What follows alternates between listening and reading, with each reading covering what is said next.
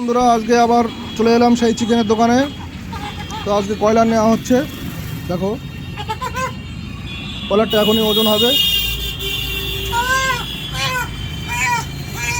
দেখি কতটা ওজন হয় কয়লার।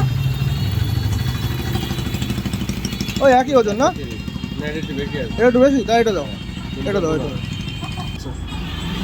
টাকার বিশেষ বৈশিষ্ট্য হচ্ছে বাড়ির জিনিস, বাড়ির পোষা কয়লার খেতে গেলে চলে এসো।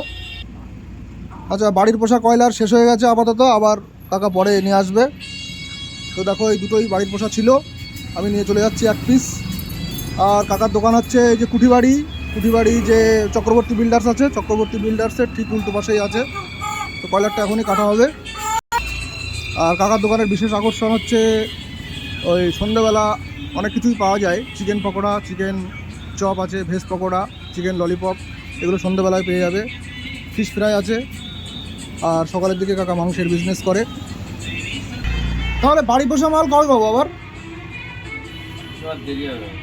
ও, বাড়ি পোষা মাল আপাতত এখন পাওয়া যাবে না, দেরি হবে। তো দেখো মুরগিটিকে কাটা হলো, এবার ফ্রেশ হচ্ছে। তো মাংস কাটা কমপ্লিট, এবার লাস্ট ওজন দেখা যাক কতটা হয়।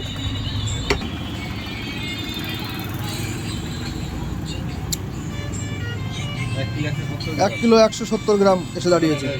তো টাটা বন্ধুরা, ঠিক আছে, দেখা হবে নেক্সট ভিডিওতে।